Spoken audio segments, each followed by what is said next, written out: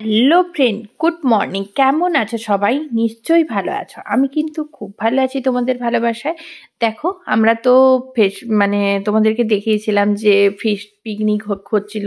তারপরে আমরা পরের দিন বাড়িও পরের দিন তো পাপার যেহেতু বইতে আছে, তোমরা সবাই জানো, এবারে কাজবাজ শুরু হয়ে গেছে। আর সকাল থেকে উঠে পড়ে কিন্তু পরের দিন থেকেই সমস্ত কার্ড ছাপাতে দেওয়া, এবারে কাকে কাকে নিমন্ত্রণ করা হবে সেগুলো লিস্ট করা, সমস্ত কিছু শুরু হয়ে গেছিল। এইভাবে দিনটা কাটাতেই চলে যাচ্ছিল। কেমন করে কি কাজ হবে, পাপার কার্ডটা তো আনাই হয়েছে, তোমাদেরকে যদিও বা এখনও দেখানো হয়নি।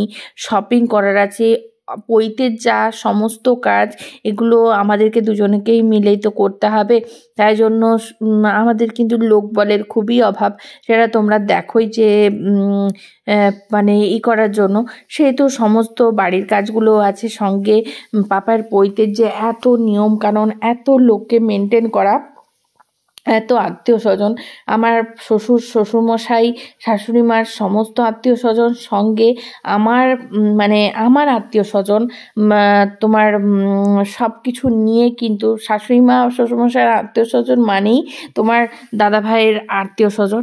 আর কি, মেনলি আমাদের কিছু পরিচিত বেল্টও আছে, সঙ্গে আমার কিছু পরিচিত বেল্ট আছে, সঙ্গে তোমার দাদা ভাইয়ের কিছু তো পরিচিত বেল্ট আছে। তাদেরকে নিমন্ত্রণ করা, কোথায় কেউ বাদ গেল কিনা, সবার কার মনে কি মনে হবে কিনা, সমস্ত দিক দেখতে গিয়ে, সত্যি কথা বলতে সব কিছু করতে গিয়ে দেখছি যে কেমন করে কি করব না করব, সেটাই করে যাচ্ছি সারাদিন।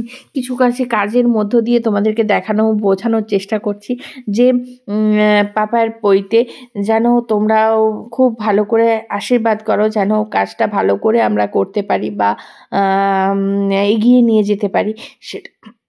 এটা তো সবার বড়দের আশীর্বাদ, ছোটদের ভালোবাসা না থাকলে কোনোভাবেই সম্ভব নয়। যাদের সঙ্গে একটা মোটামুটি লিঙ্ক আপ আছে, তাদেরকে মোটামুটি ডেকেছি যে আসবে পাপাইকে আশীর্বাদ করার জন্য। যে অনুষ্ঠান তো একটা আছে, অনুষ্ঠানগুলো মেনটেন করতে হবে।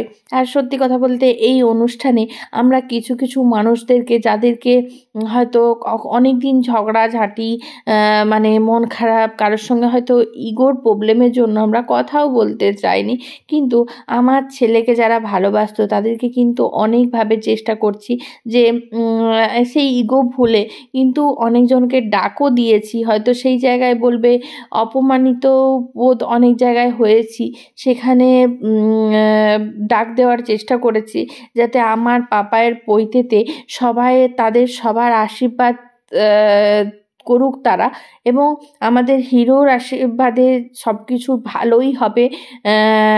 আর তারাও বুঝবে যে তারা পাপাইকে ভালোবাসতো বলেই তাদেরকে ডাকার চেষ্টা করব যতটা সম্ভব, যতজনকে পারবো। অনেকের সঙ্গে অনেক দিন যোগাযোগ নেই বা কথাবার্তা নেই, তাদেরকেও ডাকার চেষ্টা করেছি যে এই অনুষ্ঠানের মাধ্যমে সবার সঙ্গে পাপাইকে যেন তারা আশীর্বাদ করতে পারে, যেন পাপাইকে তো ওরা খুবই ভালোবাসতো, তাদের সঙ্গে যেন একটা লিঙ্ক আপ হয়।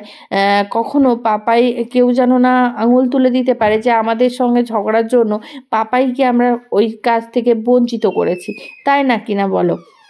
এই জন্য চেষ্টা করব মোটামুটি সবার সঙ্গে লিঙ্ক আপ রেখে, সংখ্যার সঙ্গে ইগো ভুলে মোটামুটি আমরা ডাকার চেষ্টা করব। তারা আসবে কি না, তারা যোগাযোগ রাখবে কি না, সেটা তাদেরই ব্যাপার, তাই না বলো?